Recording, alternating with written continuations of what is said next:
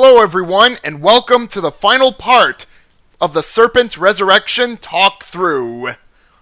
We're back at Listern Harbor, and it's overrun with monsters of all kinds. And also, you should be attacking right away, because monsters will be attacking you instantly the map starts again. Our final task will eventually be to kill all the monsters in the map. But right now, Maldron suggests we make our way to the palace and pick up one of the Seeker wands there. But before we do that, do a bit of a cleaning up of some of the alleyways near the boat docks.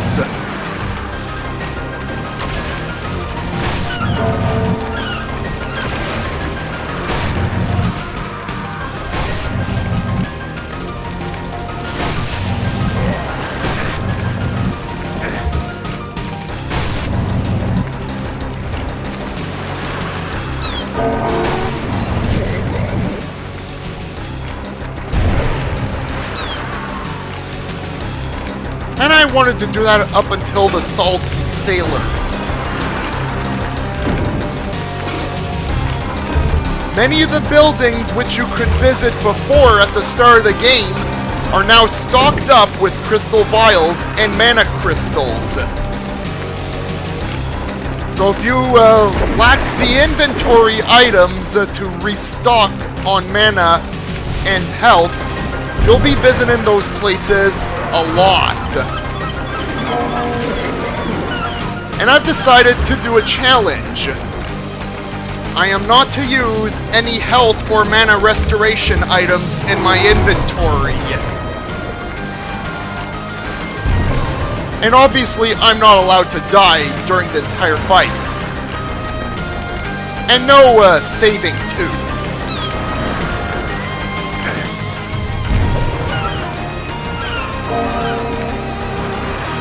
Depending on who lives during the battle, the ending will differ. It'll change depending on whoever's still alive and who is dead. And it is possible for the King, Baindon, and Celine to die during this final battle. Of course, that only happens if the monsters manage to break through the gates and go through the courtyard straight to the palace.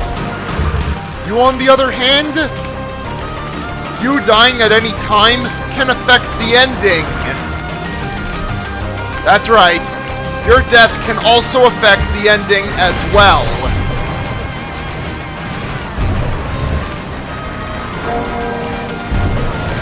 And since I'm going for the best ending, I'm not going to die. I refuse to accept anything lower than the perfect ending.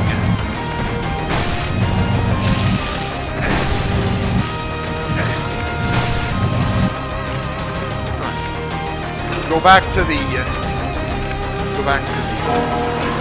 dock area and grab more mana. Not much, but it's some.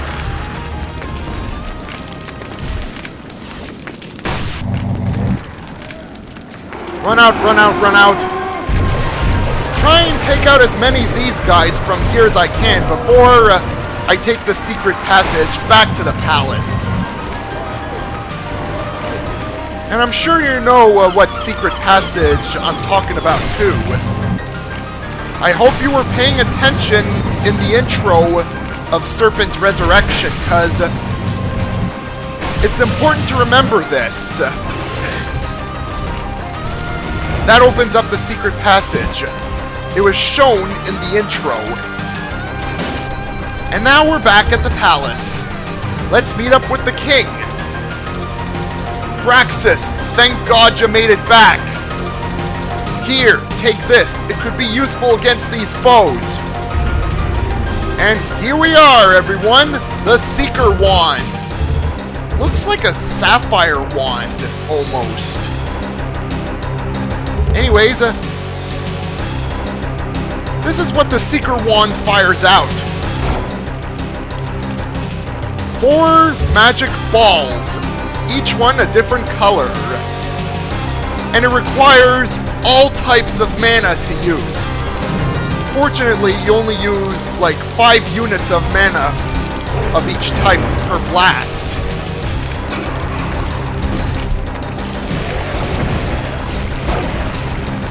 And the Seeker Wand lives up to its name in that the shots home in on the target. And if all the balls hit the target, well, almost all of them, it can kill the enemy instantly. In fact, all the enemies in this map can get killed in one hit from this weapon.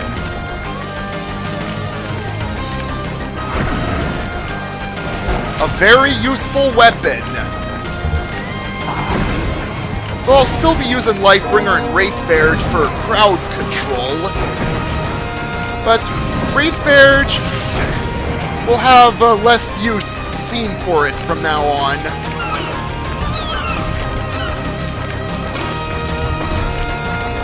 If I'm up against like 3 enemies or something, I'll use the Seeker Wand instead of the Wraithverge. Wraithverge is better used for groups of like 4 or 5 or more enemies at a time.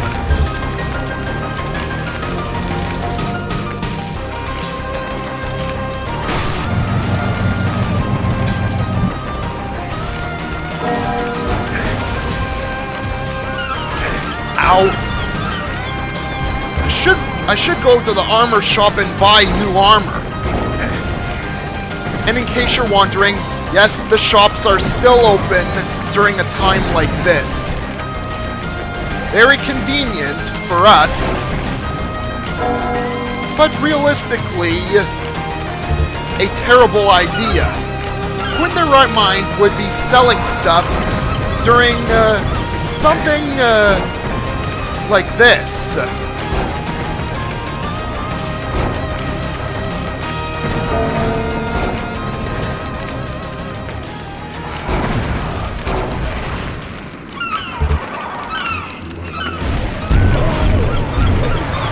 Oh, shoot! I can't believe I shot towards a reflective shield with Wraithverge. Though I don't know if the ghosts were reflected back at me or not. Perhaps they weren't. Oh.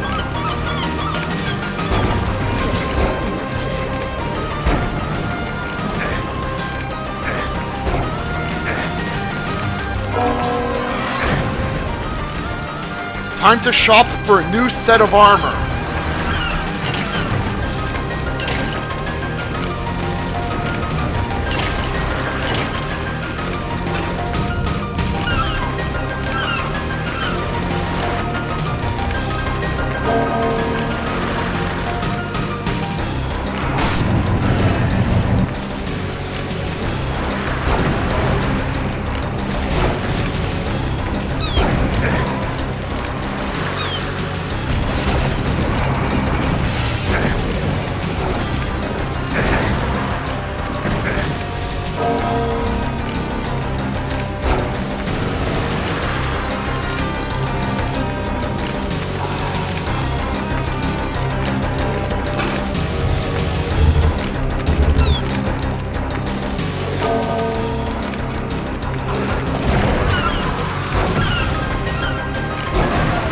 I probably should have used Lightbringer right there. And Seeker Wand works just as well.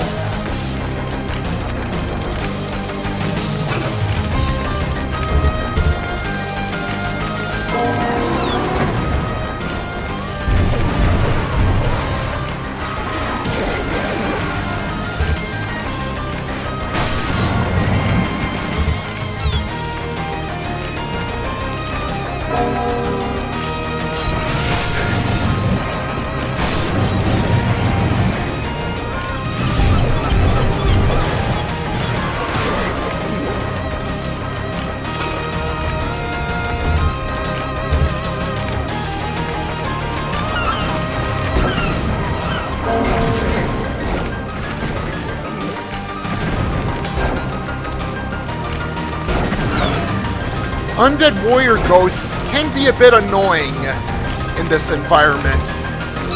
The fog slightly camouflages them.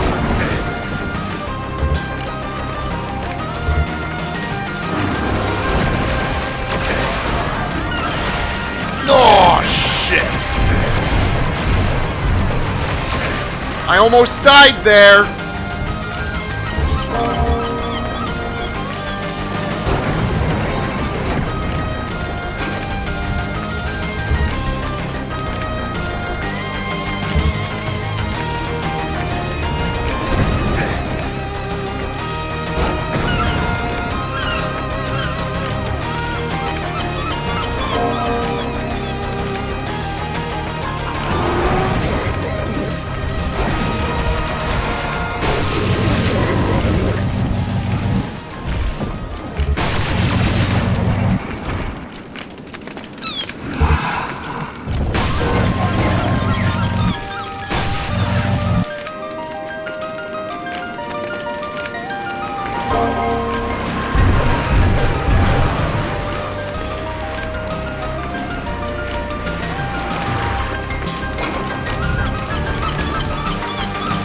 .247 monsters killed in this map.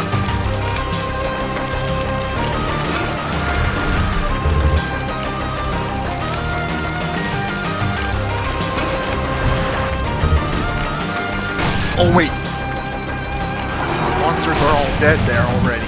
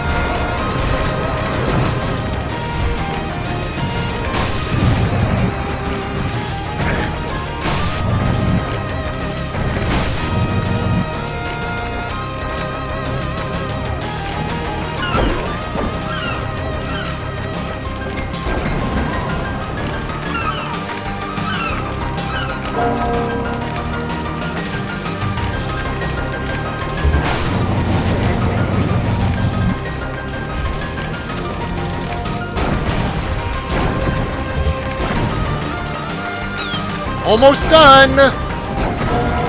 3 more monsters left. 1, 2, 3! That's all of them! We win! And that's how we do it in the Kingdom of Durenor.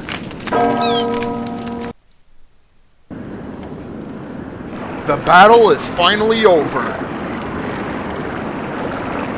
The King's mages have extinguished the fires. Most buildings survived with superficial damage. And they headed for the palace, hoping that things are okay there. They met the survivors in the palace steps. Are they all dead? They never made it here. Braxus killed them all around the harbor.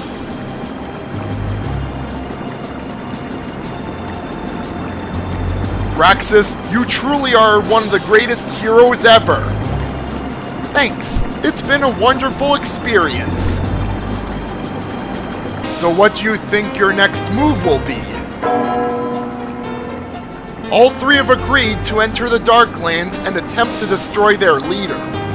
There is a secret cave near an abandoned sheep farm about a mile from the border. A brave quest indeed, but great heroes always have a chance. We need to return to Caldera to create a permanent seal on the chasm, as well as resolving the stewardship and finding a successor to King Necrix.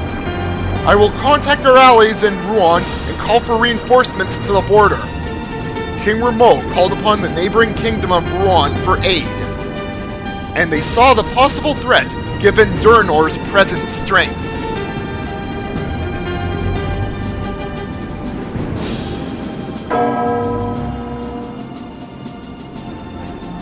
The 1st Battalion of soldiers left Vereda immediately to reinforce the outpost at Durenor's border with the Darklands.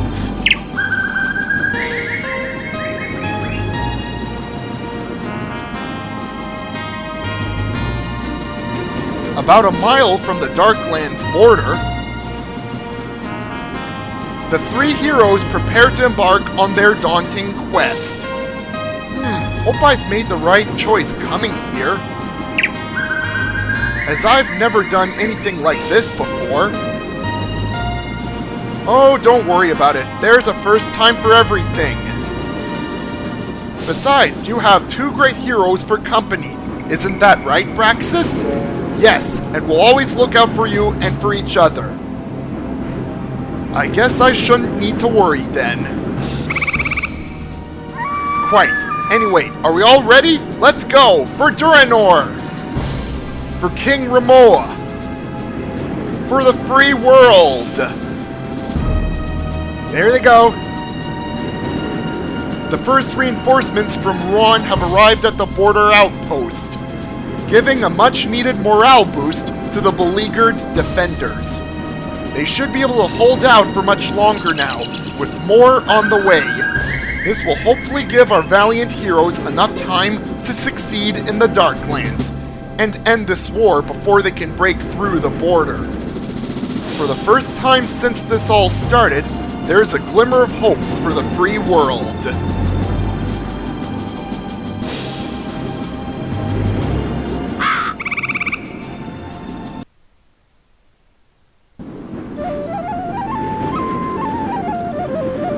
That's it, everyone! That was the end of Serpent Resurrection! I'm finally done with this talkthrough. I actually enjoyed playing through this mod for Hexen. It's a lot of fun, and I'd play through it a few more times. I'd like to try it as Anvar and Salazar. I may have already finished the game on Heroic as Braxus and found absolutely everything. But for completionist's sake, I should do the same for the other two classes. In any case, I've had a lot of fun with this mod. And perhaps in the future I might check out the prequel for this, Shadowcaster.wad. I don't know why I was trying to connect the WAD Shadowcaster with the game Shadowcaster a couple parts ago. It's rather pointless. And I don't think the Ultimate Doomer would go that far to connect the Shadowcaster WAD with the Shadowcaster game. There's nothing in relation with the two other than that they share the same name, Shadowcaster. To think, I tried linking the two together all because of the ending to the Shadowcaster game, and the plot twist that happens at the exact end of its ending. Anyways, going back to my thoughts about Serpent Resurrection after finally completing it in this talkthrough. There were parts which I found pretty hard.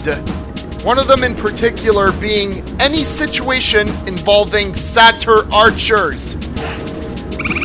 Those guys were really annoying.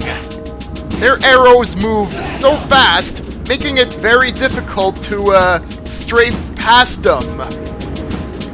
And if you were trying to run away from them, those arrows would more likely hit you, and I've died a few times to satyr archers because of that.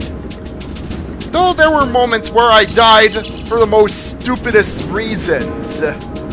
Like, for example, me just standing around and then I get myself killed by a crystal golem in the lower palace. Though that is more of a funny situation there now that I look back. And let's not forget the first death I had at the beginning of the talkthrough, or around the beginning of the talkthrough. The one where I accidentally stepped into the lava at the village of Prometheus, and I die instantly. That was perhaps the stupidest death I've ever had. But also, one of the funnier ones in the talkthrough as well. I'm sure there's plenty more funny moments in the talkthrough too. Also, truth be told, I was planning a Hexen mod of my own, though most of the ideas I had, the Ultimate Doomer already beat me to them. Like, the extra weapons for each class thing, yellow and red mana, those were already implemented. And I doubt I'd be able to implement my ideas better than what was done in here. The Ultimate Doomer did an excellent job with this thing. In all the 5 and so years it has been in development, right after he finished his previous squad, Supersonic Doom. And in response to what the Adamant Archvile said in Part 40, yes, I do need to relax, though the stuff I said during Part 40 is more acting than being serious. I know what I'm doing and stuff, and I wanted to not get any deaths during the rush back to the Thunderchild in that part.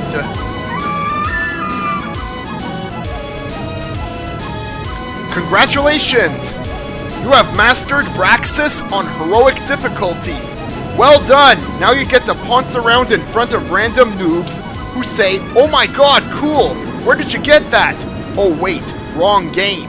Anyway, kudos for completing the adventure on the hardest setting.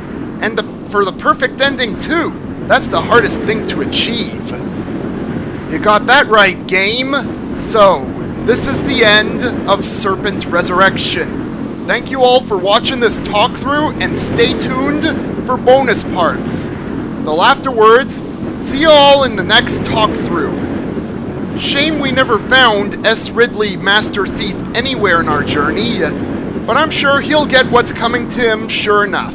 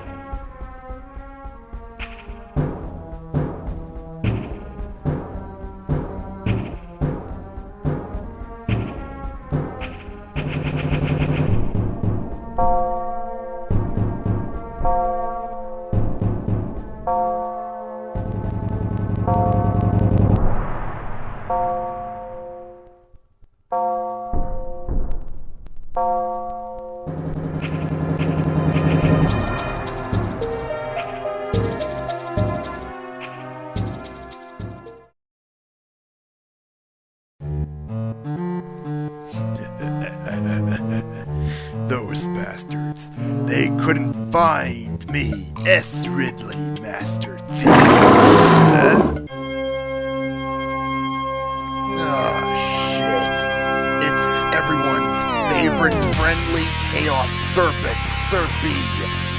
Showtime! No!